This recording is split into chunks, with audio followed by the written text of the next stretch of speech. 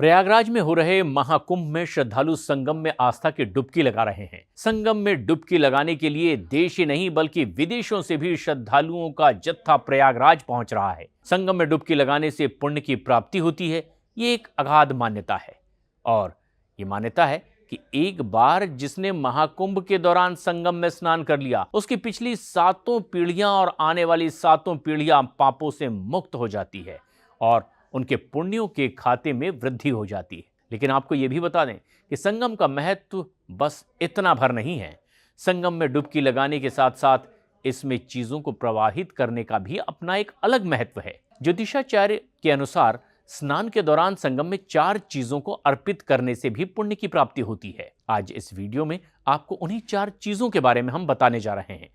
संगम में डुबकी लगाने के बाद अगर आप संगम में इन 4 चीजों का दान कर देते हैं तो आपकी महाकुंभ की यात्रा पुण्य के खजानों से भरी नजर आएगी। महाकुंभ में संगम में स्नान के दौरान नया जनेऊ अवश्य अर्पित करना चाहिए। जनेऊ को लेकर के ऐसी मान्यता है कि जनेऊ से पवित्र और कोई धागा नहीं होता। मतलब सनातन में जनेऊ सबसे पवित्र धागा होता है। इसे संगम में प्रवाहित करने से व्यक्ति को जन्म जन्मांतर के बंधन से मुक्ति मिल जाती है। व्यक्ति को मृत्यु के बाद कष्टदायी योनि में नहीं जाना पड़ता। मतलब संगम में जनेऊ प्रवाहित करने से मोक्ष की प्राप्ति होती है।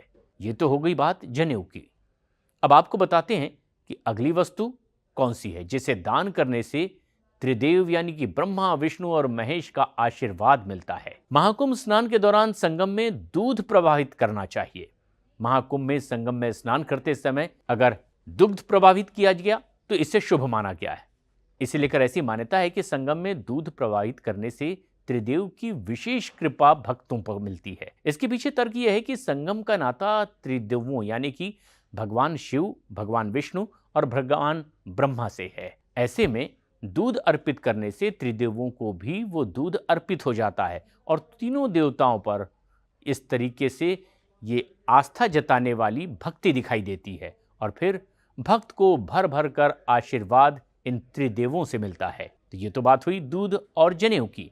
और अब अगली चीज कौन सी है जिसे दान करने से भगवान शनिदेव की विशेष कृपा भक्तों को प्राप्त होती है। महाकुंभ स्नान के दौरान संगम में तिल प्रवाहित करने का भी बहुत महत्व है।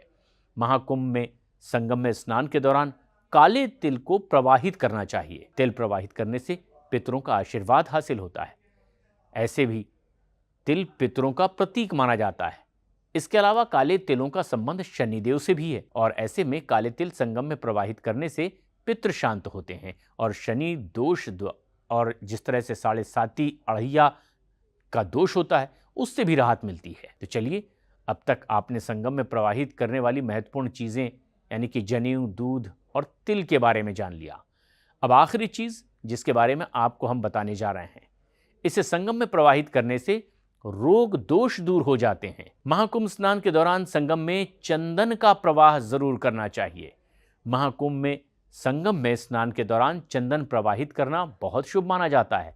लाल या पीला चंदन, कोई भी चंदन आप प्रवाहित कर सकते हैं और इसमें कोई अंतर नहीं, कोई फर्क भी नहीं। असल में ऐसा माना जाता है कि लाल या पीला चंदन संगम में अर्पित करने से रोग दूर हो जाते हैं, व्यक्ति को बीमारी से छुटकारा मिलता है और आरोग्य की प्राप्ति होती है।